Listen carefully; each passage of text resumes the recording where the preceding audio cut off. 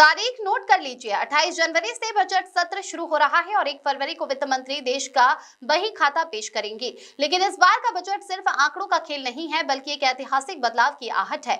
60 साल से भी ज्यादा पुराना आयकर कानून अब इतिहास बनने जा रहा है। क्या आपको टैक्स में बड़ी राहत मिलेगी? क्या बेंगलुरु और हैदराबाद जैसे शहरों में रहने वालों को ज्यादा HRA मिलेगा? अगले कुछ मिनटों में हम आपको बताएंगे बजट 2026 की हर वो इनसाइड स्टोरी जो आपकी जेब पर सीधा असर डालेगी। सबसे बड़ा धमाका होने वाला है इनकम टैक्स एक्ट में। सरकार 1961 के पुराने कानून को रिटायर कर नया इनकम टैक्स एक्ट 2025 लाने की तैयारी में है। बदलाव क्या है? अब तक आप 80C या 80D जैसे सेक्शन में उलझे रहते थे। फायदा, नए एक्ट में इन सेक्शंस को हटाकर एक सरल शेड्यूल सिस्टम लाया जा सकता है। मकसद साफ है, ITR भरना उतना ही आसान हो जाए जितना मोबाइल रिचार्ज करना। ये नया कानून 1 अप्रैल 2024 से लागू हो सकता है। अगर आप बेंगलुरु, हैदराबाद या पुणे जैसे शहरों में रहते हैं तो आपके लिए बहुत बड़ी खुशखबरी आ सकती है। अभी तक नियम क्या है?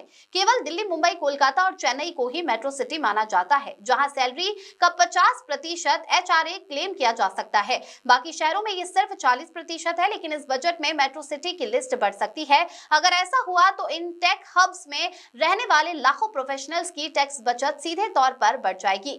मध्यम वर्ग की सबसे बड़ी मांग है। फिलहाल ये सीमा 75,000 रुपए है। उम्मीद, महंगाई को देखते हुए इसे 1 लाख रुपए किया जा सकता है। साथ ही सरकार का पूरा जोर न्यू टैक्स रिजीम पर है। अभी 7.75 लाख रुपए तक की आय पर कोई टैक्स नहीं लगता, जिसे बढ़ाकर 8.5 लाख रुपए से 9 लाख रुपए तक किया जा सकता है। यानी मध्यम वर्ग के हाथ में खर्च करने के लिए ज्यादा पैसा बचेगा। जो लोग पुराने टैक्स व्यवस्था में हैं, उनकी भी उम्मीदें कम नहीं हैं।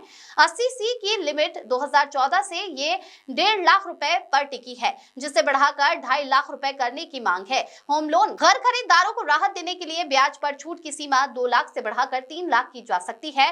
तो तैयार हो जाइए, 1 फरवरी को सुबह 11 बजे वित्त मंत्री के पिटारे से क्या निकलेगा, इस पर हमारी नजर बनी रहेगी। क्या सरकार वादे के मुताबिक टैक्स को आसान बनाएगी? हमें कमेंट्स में बताइए कि आप इस बजट से क्या उम्मीद कर रहे हैं। Bureau report.